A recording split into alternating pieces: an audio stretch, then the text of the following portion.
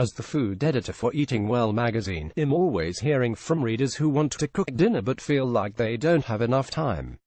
So as I worked on compiling our cookbook, Eating Well Only Pot Meals, which is all about simple, streamlined cooking, I came up with a list of tips that will make you a better cook in addition to using really delicious, healthy recipes, of course, and will make cooking dinner a snap. Jesse Price, editor-in-chief of Watch Stock Your Pantry. The 7 essential types of pots for only pot meals include skillets, Dutch ovens, woks, roasting pans, casserole dishes, slow cookers and salad bowls.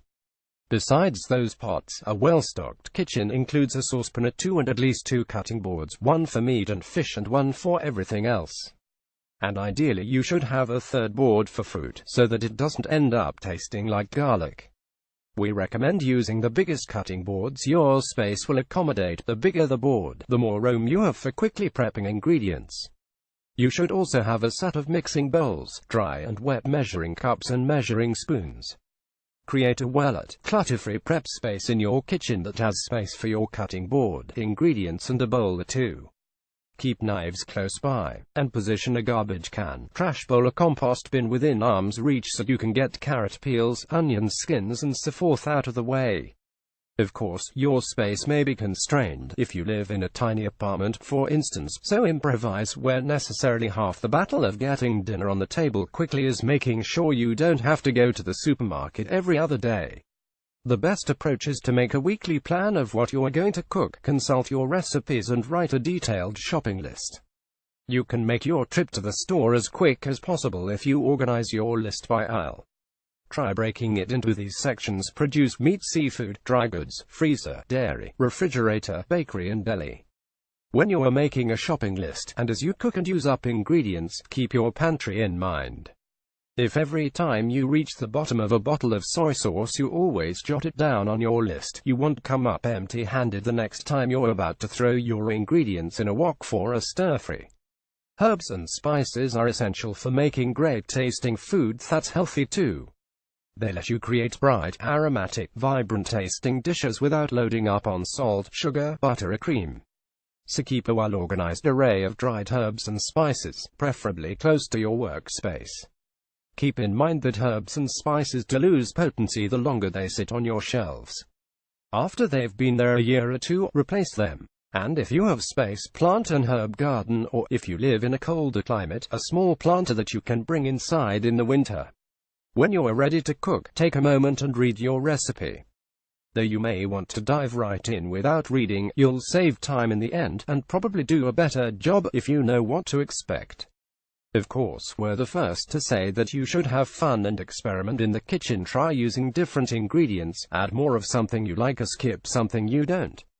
But for sure success, follow the recipe and keep in mind the subtle conventions of recipe writing. The most important convention, that's probably the least obvious, is that the commas in the ingredient list really matter. For example, when we say 1 pound chicken thighs, trimmed, we mean that you should buy 1 pound of thighs and then trim the fat off them.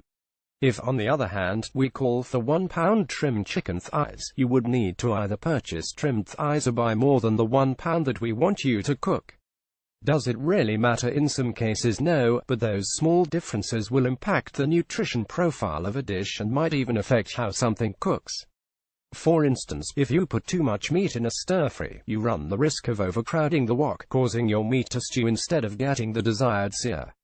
We try to call for ingredients in terms of what you would buy at the market, e.g., 1 small onion rather than 1 cup diced onion. When we call for measures of an ingredient instead of the amount you buy at the market, it's typically because the amount of that ingredient has a big impact on the way the dish will turn out. If you've ever watched line cooks in a restaurant, then you know that the secret to how they churn out all those plates of food so quickly is that all their ingredients are prepared, organized and ready to go when they get an order. Chefs call this idea of having all the ingredients ready mise en place. Translated literally, it means everything in place. This is a great way to approach cooking at home, too. Once you've read your recipe, head to the refrigerator and cupboards, pull out all the ingredients you'll need and set them up next to your workspace. If it's going to take you a little while to chop and prep, then leave your meat in the refrigerator until closer to when you're ready to put it in a pan. As you prepare ingredients, if you don't have enough room to keep them organized in little piles on your cutting board, transfer them to small bowls. We like to use the glass ramekins that you can pick up at most supermarkets for prepped ingredients.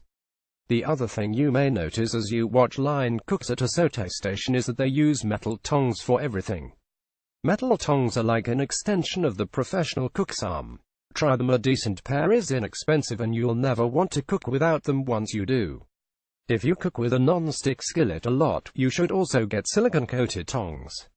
Nothing slows you down more in the kitchen than dull knives. Invest in a good chef's knife and paring knife. Then buy an inexpensive handheld knife sharpener. These can cost under $10, and take just a couple swipes of the knife through the little V-groove before you get to work. You'll be slicing through the skin of ripe tomatoes like it's nothing.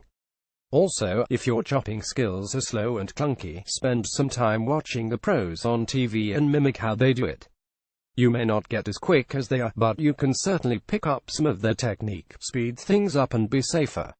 When it comes to rounding out a meal, think easy crusty bread, egg noodles or a simple green salad. And it's always smart to add more veggies to your meal, so learn some basic ways to cook them using our guide to cooking 20 vegetables.